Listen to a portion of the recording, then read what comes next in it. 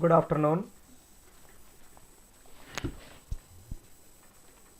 The continuation of the first chapter. Till now we discussed all these things. Excuse me.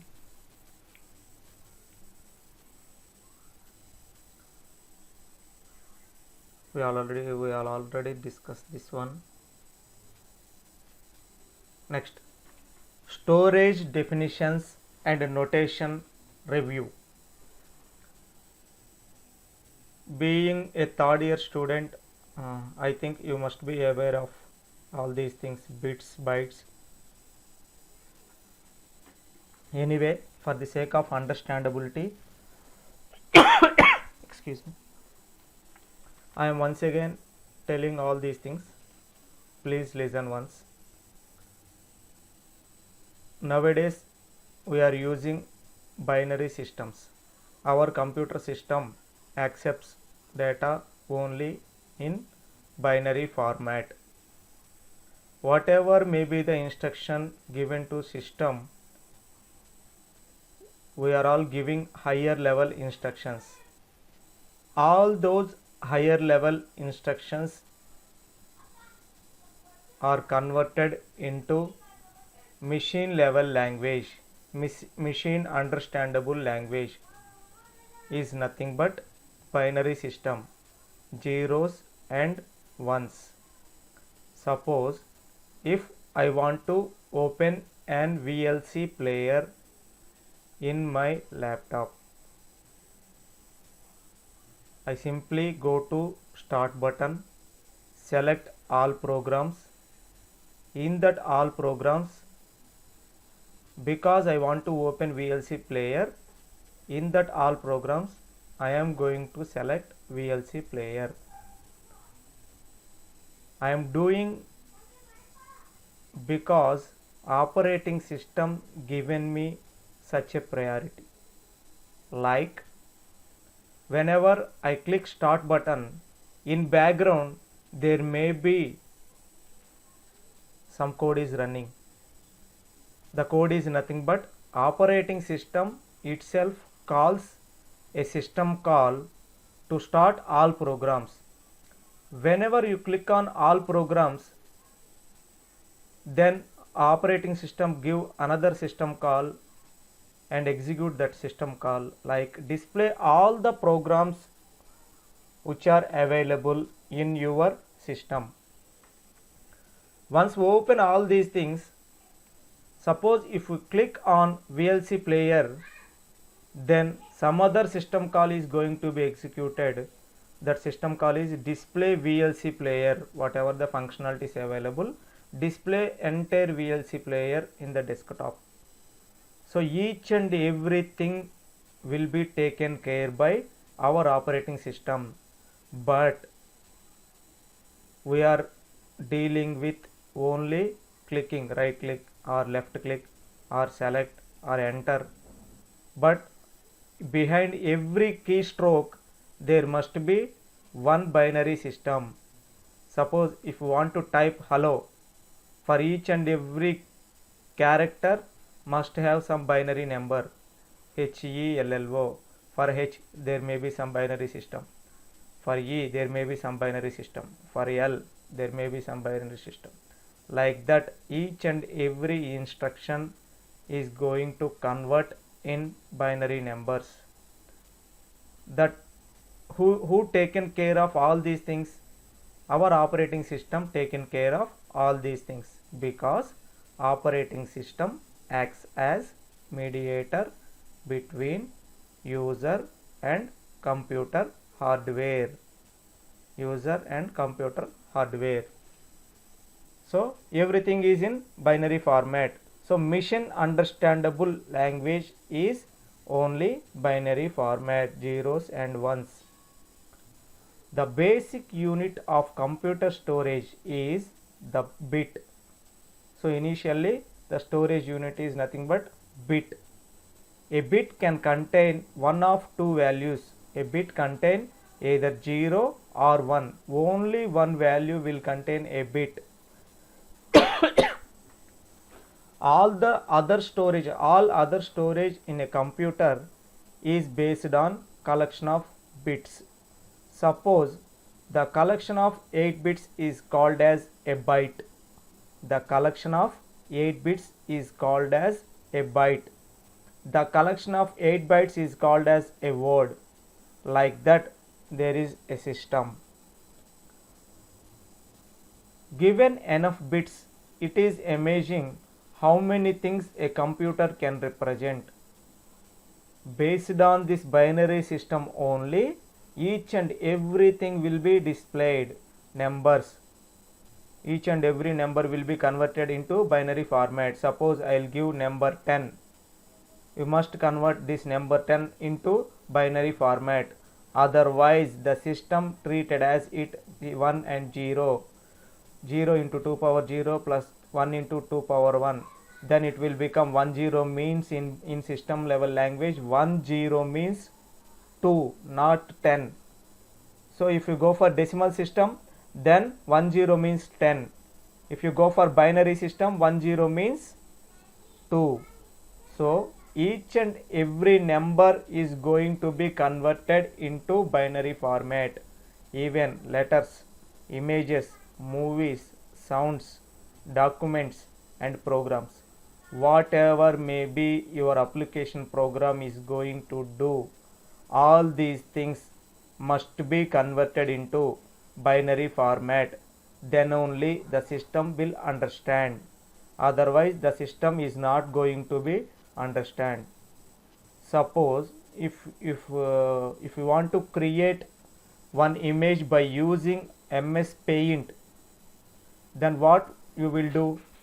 You click on Windows and go for all programs. In that, select MS Paint. Otherwise, Windows R. To open run prompt, the shortcut is Windows R. In that, simply type MS Paint, Microsoft Paint.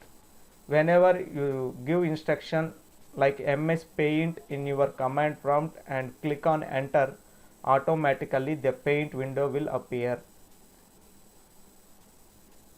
After drawing any diagram, you are going to save the diagram. So after saving the diagram, the image looks like as an image to users. But in the case of operating system point of view or our laptop point of view, that image will be converted into binary number system, zeros and ones only. The system understandable language is zeros and ones only. Even songs, even our resume.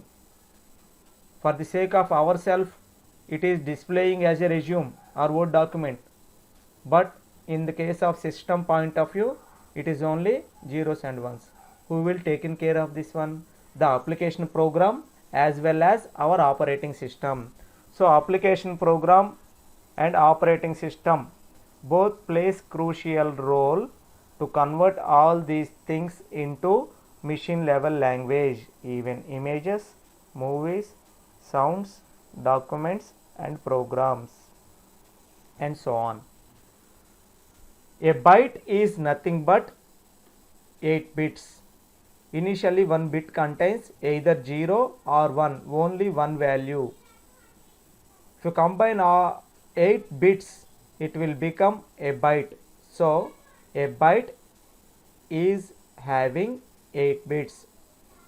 And most computers, it is the smallest convenient chunk of storage. The smallest convenient storage is nothing but byte. One byte contains 8 bits. For example, most computers don't have an instruction move a bit, but do have to move a byte. So many computers are nowadays we are using multi-processing systems, laptops, palm tabs. So many systems are not having this storage like bit, but each and every system is having smallest storage called byte. So one byte contains 8 bits. A less common term is word, which is a given computer architecture native unit of data. Suppose 8 bits is called as one word. A word is made up of one or more bytes. For example, a computer that has 64-bit registers and 64-bit memory addressings typically has 64-bit words. 64-bit words, nothing but 8 bytes. A computer storage along with most computer throughput is generally measured and manipulated in bytes and collections of bytes. 1 kilobyte is equal to 1024 bytes. So many people are confusing that 1 kilobyte equal to 1000 bytes.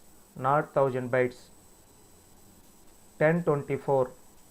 For megabytes, 1024 power 2 bytes required. For gigabyte, 1024 power 3 bytes required. Terabyte, 1024 power 4 bytes required. Petabyte, 1024 power 5 bytes required. Or 1 kilobyte equal to 1024 bytes. 1 megabyte equal to 1024 kilobytes. 1 gigabyte equal to 1024 megabytes. Are you observing? 1 kilobyte is equal to 1024 bytes. Second one, please observe. Second one, 1 megabyte is equal to what here displaying? 1024 power 2 bytes. That means 1024 into 1024.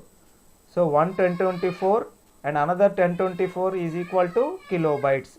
So 1 megabyte is equal to 1024 kilobytes. And coming to gigabyte, 1 gigabyte is equal to 10 power 23 power 3 bytes. That means 10 power 23 in 1023 into 1023 into 1023. That means 1024 power 2 means 1 megabyte. So 1024 megabytes. 1 gigabyte is equal to 1024 megabytes. 1 terabyte is equal to 1024 power 4 bytes. That means 1024 into 1024 into 1024 into 1024 4 times. That means 1024 into 1024 power 3. 1024 power 3 means gigabyte. So 1 terabyte is equal to 1024 gigabytes. 1 petabyte is equal to 1024 power 5 bytes. That means 1024 into 1024 so on up to 5 times. So 1024 into 1024 power 4 bytes. That means 1024 power 4 bytes means terabyte. So 1 petabyte is equal to 1024 terabytes. That is about storage definitions and notations.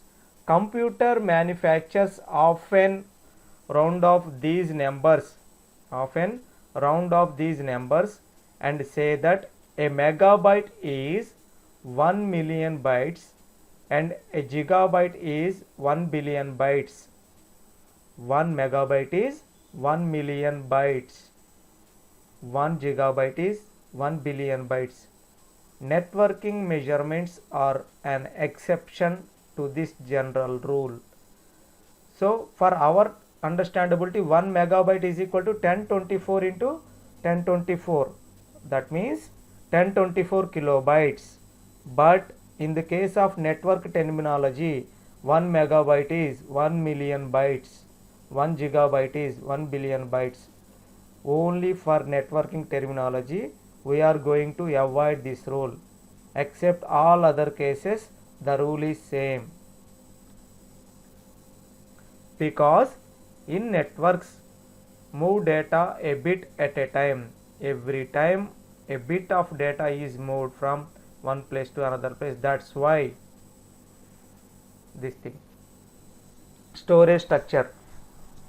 Different types of storages. Main memory is nothing but only large storage media that the CPU can access directly. that is random access memory. RAM, our RAM is called as main memory, typically volatile. What is volatile? Volatile is nothing but always changing, always changing. If our memory is always going to be changes from one location to another location, then that is called volatile. Our main memory is volatile and random access. Suppose if we want to start our laptop, we simply switch on power button. We simply press the power button. Once you press the power button, the operating system given instruction to RAM or our main memory, because the bootstrap program is stored in main memory. What is bootstrap program? Bootstrap program is nothing but whenever we start our whenever we start our system or laptop, automatically one program is going to be executed. That is nothing but bootstrap program. What this bootstrap program will do? The purpose of this bootstrap program is to load your operating system and as well as to load all your application programs. If we want to start our system, if we want to use our system, operating system must load all our application programs. So all our application programs will be taken care by our operating system through or by executing the bootstrap program. For every program, if the program wants to execute, the program must need some memory. So this bootstrap program taken memory from main memory. That's why it is called random access memory. So from main memory operating system executes the bootstrap program.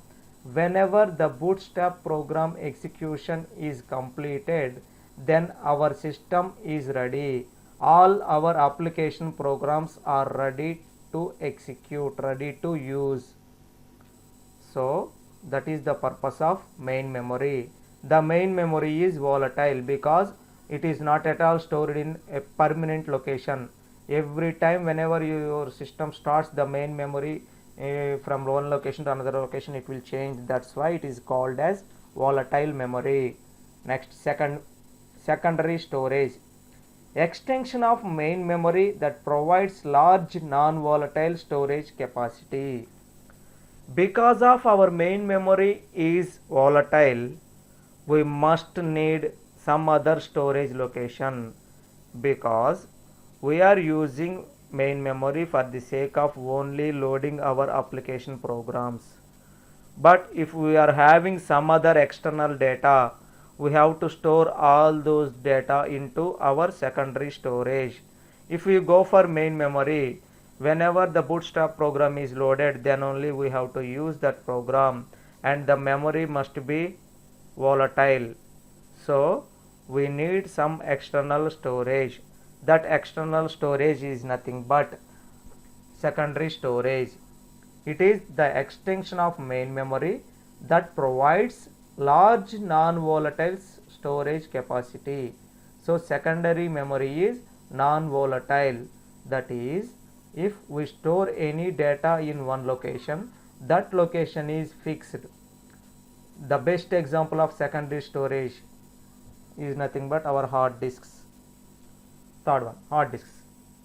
Rigid metal or glass platters covered with magnetic recording material. If you observe your hard disk, backside of your hard disk there is some glass partition and glass platters, and background that one magnetic recording material. So in the hard disk there are so many tracks and sectors. Whenever we are going to store any data, the data is going to store in sectors and tracks. So disk surface is logically divided into tracks which are subdivided into sectors. Suppose in our hard disk we are having 4 drives: C drive, D drive, E drive, F drive. So in our hard disk we are having 4 drives. So each and every drive location will be stored into tracks.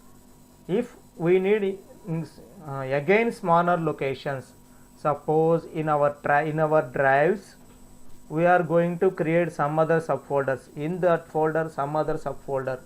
So you are going to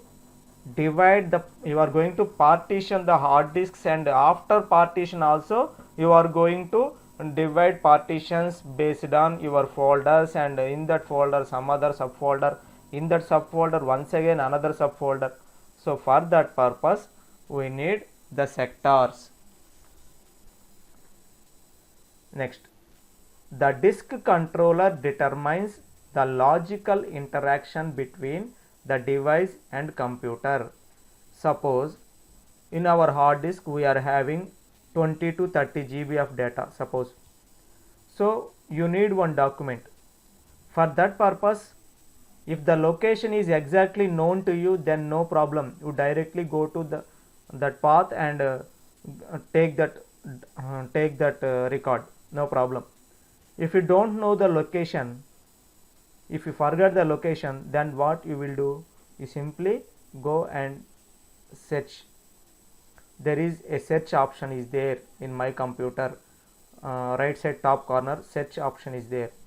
So you type whatever may be the record you need, you know the name, so type that name, then automatically the disk control taken place and it searches entire hard disk and get back the results. So that is the purpose of disk control. Next, solid state disks. These are all faster than hard disks and non-volatile. There are various technologies and they are become more popular nowadays. Till now, for our computer or for our personal computer or laptop, till now we are using only hard disks. For organizations purpose, they are using this type of solid state disks.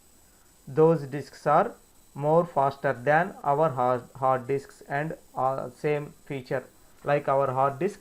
This data is non-volatile. Next, storage hierarchy. Because of the memory location, we are dealing with memory, we must go for this storage hierarchy. Storage systems organized in hierarchy: speed, cost, volatility. Speed. Every person need speed. Whatever may be the thing you are going to do, we need speed.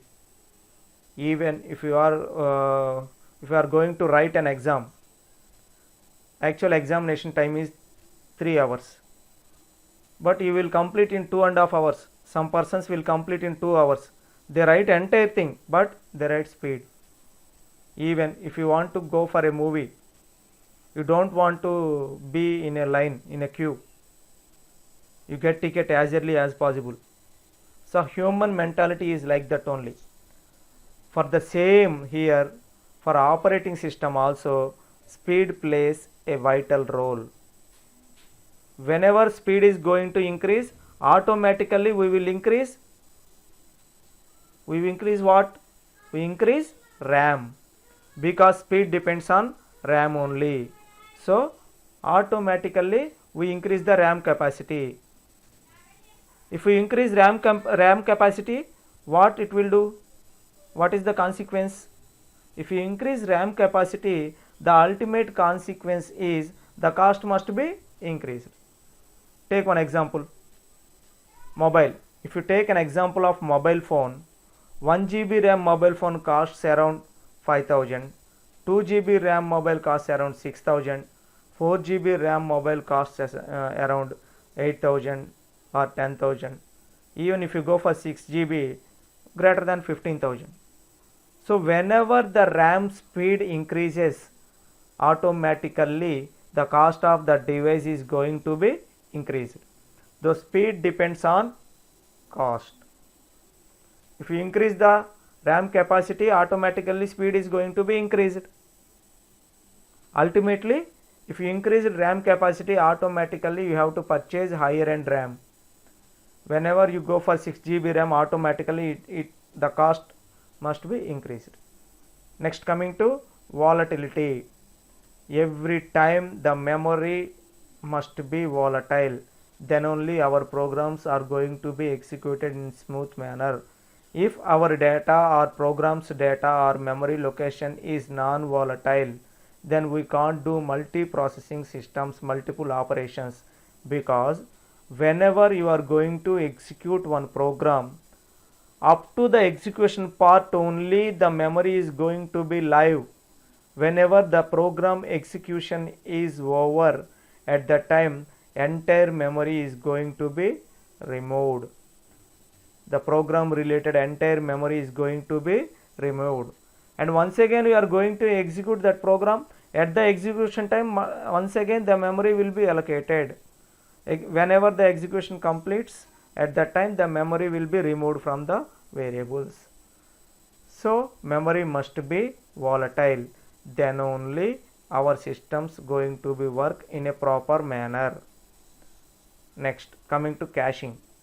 Copying information into faster storage system, main memory can be viewed as a cache for secondary storage. Suppose if we want to start your laptop, you are going to press a power button. At that time bootstrap program is going to executed. Where this bootstrap program is located? This bootstrap program is located and taken memory from RAM, not hard disk. So all the files we are stored in hard disk only. So if we want to start the files from hard disk, the RAM taken care of all these things. So in this situation RAM is called as cache memory. So we are taking some part of memory and cache that memory and execute that memory from a faster storage system. So execute that memory through RAM, that is called caching. Device driver. For each device controller to manage input output. If we want to manage any input output, we must need device controller. Suppose if we want to use printer, we must install device driver for printer. If we want to use webcam, external webcam, you must need device driver. If you want to install any speaker, if you want to you are already purchased a speaker, if you want to install a speaker into your laptop, you must need device drivers. So device drivers plays a crucial role for the sake of using all the hardware devices. If you want to purchase any hardware, that hardware must need device drivers only. Unless or until there is no device driver, we are unable to use our hard drive, hard disk, or our hardware, whatever may be the hardware, printer, webcam, keyboard, whatever may be the hardware, we must need device driver for that hardware. It provides uniform interface between controller and kernel. Each and every device driver must have device controller. This device controller controls the device performance and it will communicate with the kernel. Kernel is nothing but heart of operating system. Whenever you are going to give any instruction to the operating system, the mediator between our hardware and operating system is nothing but kernel. So kernel plays a crucial role. So our controller acts as interface between our device drivers and kernel. So it provides uniform interface between controller and kernel. Storage device hierarchy. Storage device hierarchy. If we observe this diagram, two types, from bottom to top as well as top to bottom. Nowadays it is flexible. Nowadays it is flexible. When you consider nowadays the memory is very much, hardware cost is reduces. Nowadays hardware cost is reduced dramatically. Take me one example. In 2007 I purchased a system. The configuration of that system is 40 GB hard disk and 512 MB RAM, 512 MB RAM,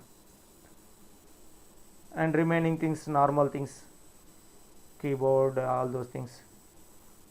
See, at that time in 2007, sorry, I purchased it in 2004, sorry, in 2004 the system costs 35,000.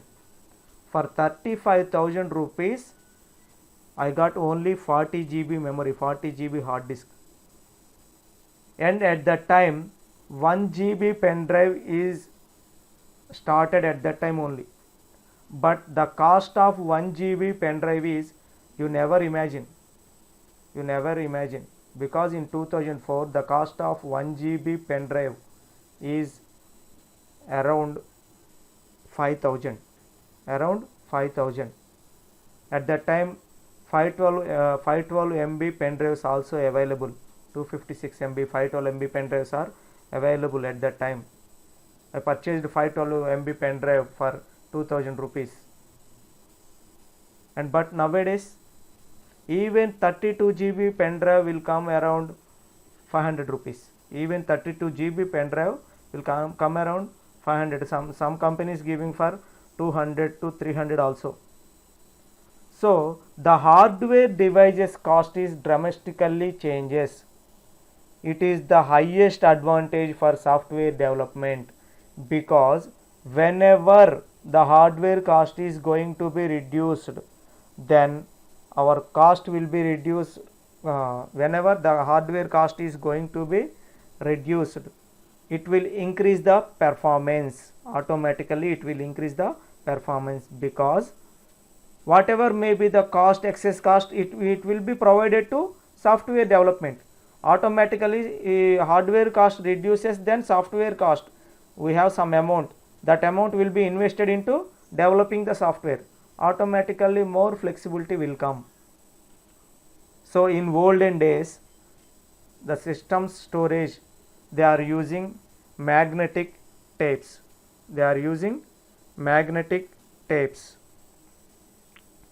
What is a magnetic tape?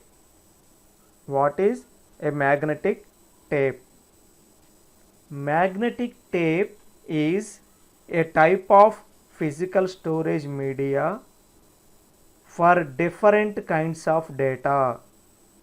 A type of physical storage media for different kinds of data. It is considered an analog solution in contrast to more recent types of storage media such as solid state disks. Magnetic tape has been a major vehicle for audio and binary data storage for several decades. So in olden days, for the sake of storing the data, the people are using magnetic tapes. So magnetic tape is a type of physical data or physical storage media for different kinds of data, because here observe here, different kinds of data. So let us take the example of our laptop. Even in our laptop, so many kinds of data is available. Word documents, PDF documents, MP4 files, MP3 audio files. So many different types of files are available.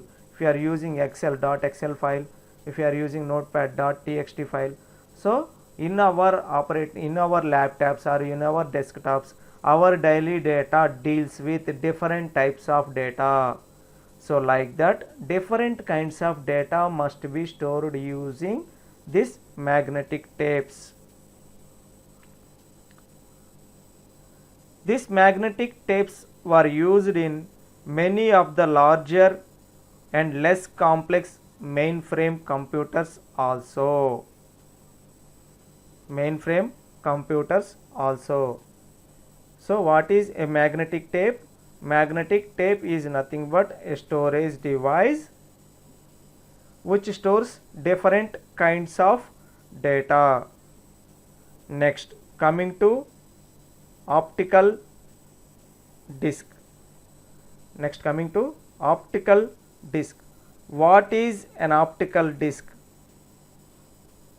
An optical disc is an electronic data storage medium that can be written to and read from using a low powered laser beam.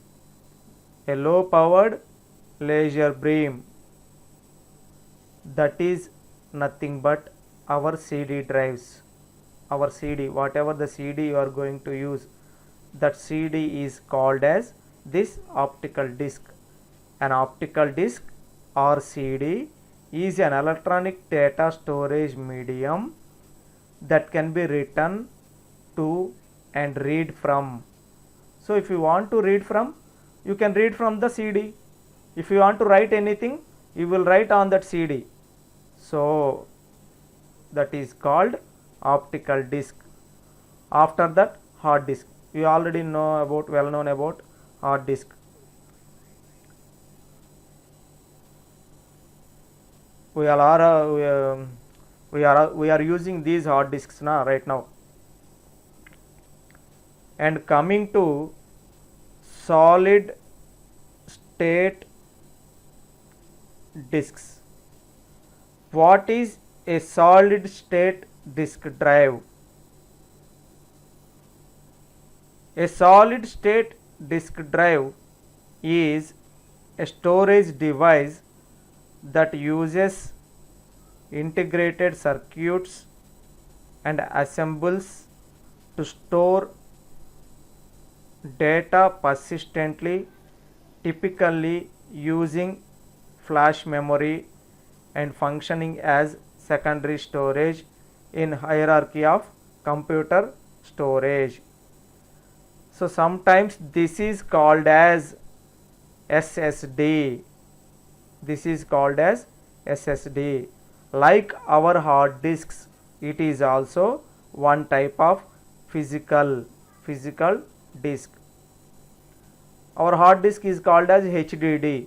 Like that, SSD, a solid state drive, is a solid state storage device that uses integrated circuits assemblies to store persistently, typically using flash memory. Same like hard disks, but some external feature for this is it is having integrated circuits. Next, coming to main memory. Main memory is nothing but our random access memory.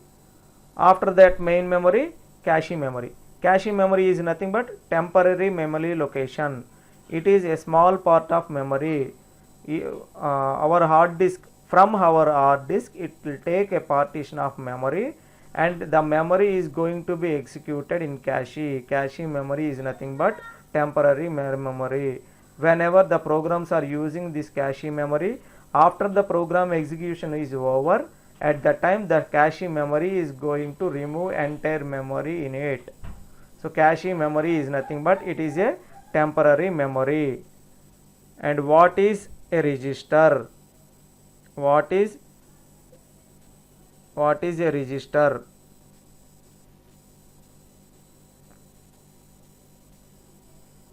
Register is nothing but a small storage area. The register storage class is used to define local variables that should be stored in a register instead of RAM. If you are going to write a program, if you are taken two variables int a comma b, so those two a comma b variables memory location will be stored in register rather than stored in main memory, because main memory is very crucial. So that purpose we are using registers. So register is a register storage class is used to define local variables that should be stored in a register. This means that the variable has a maximum size equal to the register size. Usually the register size is one word. One word means 8 bytes. The usual storage for one register is one word. Like this, we go for bottom to top or top to bottom. This is the storage hierarchy.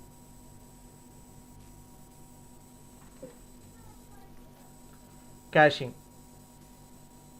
We already discussed about caching memory, and let us see some other things. It is an important principle performed at many levels in a computer. If we are going to use our hardware, software and operating system in a smooth manner, we must need the concept of caching. Unless or until we don't have this caching process, we are unable to execute the bootstrap program, or else even if we are able to execute the bootstrap program, it will take so much of time, because the bootstrap program will communicate with hard disk and all application programs will be stored by using bootstrap program, so that it will take so much of time unless or until we are not having cache memory. So caching plays a crucial role while starting the system. Next, information in use copied from slower to faster storage temporarily. From slower storage location like our hard disk, it take memory into RAM and execute the RAM, because RAM has faster memory location, faster storage location.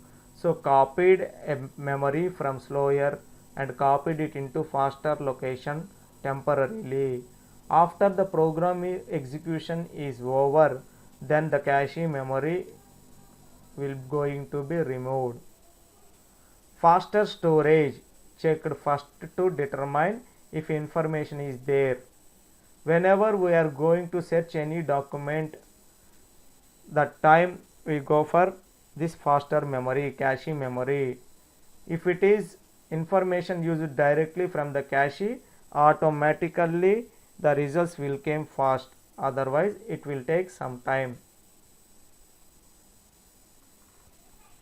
Cache smaller than storage being cached.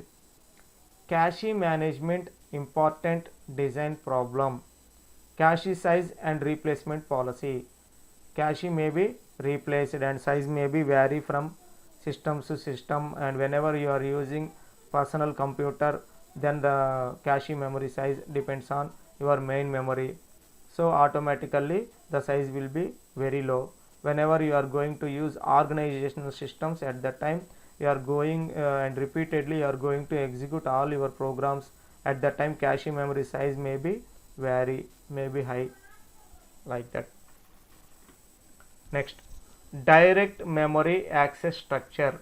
It is the key concept of memory allocation, DMA. Sometimes it is called as DMA, direct memory access structure. Whenever you are going to write any GATE exams, it plays a crucial role. Even our subject exams also, direct memory access compulsory, there will be having one question.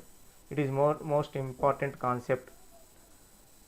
Direct memory access is used for high speed input output devices able to transmit information at close to memory speeds. if we want to execute our input output programs through input output devices, we are going to use this direct memory access, because whenever we are going to use our input and output, we must need some speed. For the sake of getting the data in speed manner, we need this direct memory access. If we take memory from hard disk to cache memory to RAM and execute, then it will take so much time to do all these processes. But if you go for direct memory access, accessing speed is very fast, because we are taking memory directly, no indirect memory. That's why it becomes fast. Device controller transfer blocks of data from buffer storage directly to main memory without CPU intervention. So in DMA, device control transfers. Each and every device controller, each and every device driver must have device controllers. So the device controller transfers blocks of data from buffer to, buffer is nothing but temporary memory, from buffer storage to directly main memory. Main memory is nothing but our RAM. There is no need of CPU. Without communicating with CPU, the buffer itself, the controller transfer the buffer to main memory. Next, only one interrupt is generated per block rather than the one interrupt per byte. In other memory accesses, there may be each and every byte there may be one interrupt, but in the case of direct memory access, there is a chance of only one memory per a block. A block contains more number of bytes. In other memory accessing schemes, interrupt may occur from each and every byte. So if each and every byte there may be one interrupt, then automatically our processing speed will get low. So that's why in direct memory access, for each and every block there is only one interrupt, so that interrupts are very less. If the interrupts are very less, automatically the processing is going to execute very fast.